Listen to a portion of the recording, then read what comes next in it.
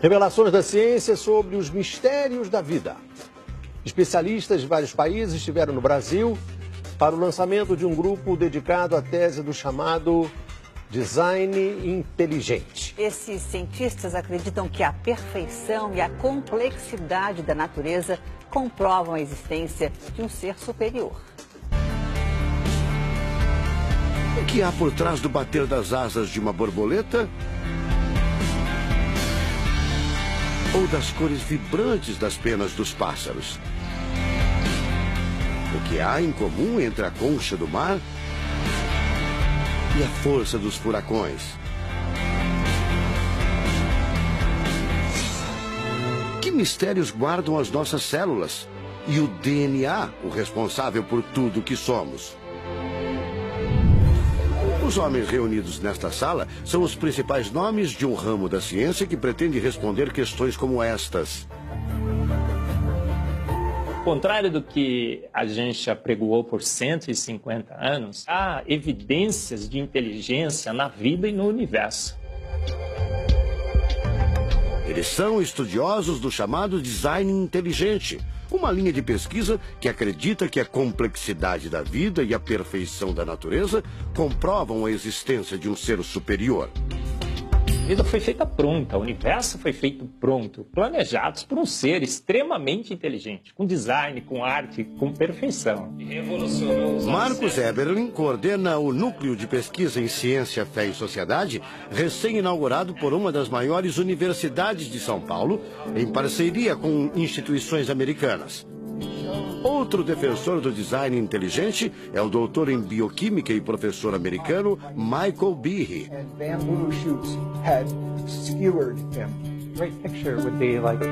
Brian Miller é doutor em física. Ele coordena as pesquisas da Universidade de Duke, nos Estados Unidos. Seria um super engenheiro, um super arquiteto? Você pode dizer isso, responde o físico. Um arquiteto que tinha a vida em mente, um criador que fez a vida deliberadamente. Also, when you look at life itself, não é de hoje que os cientistas procuram pistas deste arquiteto da vida. Galileu Galilei, o célebre físico e astrônomo italiano, disse há mais de 400 anos que a matemática é o alfabeto com o qual Deus escreveu o universo. A matemática se dedica a provar que tudo no universo segue uma lógica. Mas foi ainda antes, na Idade Média, que outro italiano, Leonardo Fibonacci, decifrou parte deste alfabeto. Ele descobriu um padrão numérico que se repete em quase tudo na natureza. Em homenagem a ele, o padrão passou a ser conhecido como sequência de Fibonacci, uma sequência lógica de números que pode ser expressa em formas geométricas. Em cada quadrado, a gente consegue construir arcos, são aquelas linhas tortas, né? A gente consegue ligar um arco com o outro. Quando você liga um arco, um outro arco, um outro arco, um outro arco, um outro arco, e vai seguindo um outro arco, pensando no próximo quadrado, um outro arco. Essa aqui é uma figura que é uma espiral, chamada espiral de Fibonacci. E essa espiral aparece em diversos lugares do nosso cotidiano. Aparece, por exemplo, na nossa orelha. O formato da nossa orelha é exatamente essa espiral. Uma coisa interessante, aparece no nosso rodamuinho do cabelo aqui. É o mesmo formato que aparece aqui. Que é o mesmo formato que aparece naquela concha do mar, tal do Nautilus, né? Que é o mesmo formato que aparece nas estrelas do universo. Que é o mesmo rodamuinho que forma quando tem um furacão. A sequência de Fibonacci foi encontrada também nas ondas do mar, nas pétalas das rosas, na distribuição das sementes do girassol e até nos hexágonos da casca do abacaxi.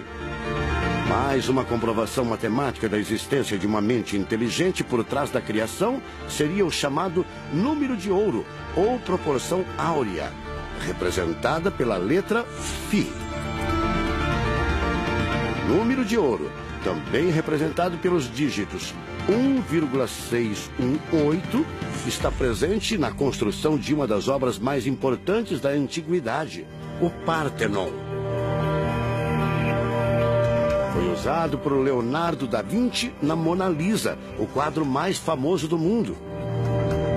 essa regra do número áureo, ela vem, né, aparece no Fibonacci e aplica em um monte de situações. E é legal que os gregos percebiam isso, eles associavam isso muito com a ideia de perfeição.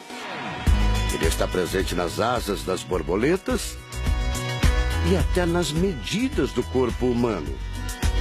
Se você pegar a sua altura e dividir pela distância do seu umbigo até o chão, vai dar aproximadamente 1,6. Um φ. Vai dar um φ também. Se a gente abre os braços, né, calcula a distância da ponta de um dedo até a ponta do outro dedo. Então vai ser desse dedo maior aqui, no dedo médio, até chegar ao dedo médio. Se eu pegar essa distância e dividir pela distância desse dedo até esse ombro aqui, vai dar 1,6 de novo. De tudo na natureza, o que mais impressiona os cientistas são as células, a chamada unidade básica da vida. São as menores partes que compõem os seres vivos, vegetais ou animais. O corpo humano é formado por cerca de 100 trilhões de células que dão origem a tecidos e órgãos. We cannot be accidentally caused. Life is not an accident. O americano Douglas Axie estuda biologia molecular há mais de 25 anos. Ele garante: não existe a mínima possibilidade de a vida ser um acidente, um acaso da evolução do planeta. Para ele, as células são complexas demais e só podem ter sido criadas de propósito por um ser inteligente.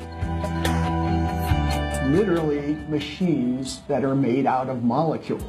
Dr. Michael Behe concorda. Ele compara a célula a uma fábrica repleta de máquinas e veículos. Ela produz e troca com as células vizinhas os elementos fundamentais à vida. Tudo coordenado por uma espécie de computador central, o chamado DNA. Você já deve ter ouvido falar dele. O DNA é um conjunto de informações genéticas que definem as características dos seres vivos. Entre os humanos é o DNA que informa o sexo, a cor da pele e do cabelo e o formato do rosto, entre outras coisas. São 6 bilhões de informações condensadas numa estrutura microscópica extremamente eficiente. O presidente da Sociedade Brasileira do Design Inteligente considera o DNA o mais avançado código de que se tem notícia. A gente tem a molécula de DNA como um modelo. Por quê? Porque quando a gente descobriu essa molécula, a gente viu que é uma molécula fantástica, maravilhosa. E ali evidências e mais evidências de que uma mente inteligente projetou a vida. Porque é o software da vida. E esse software tem o quê? Tem ali um código.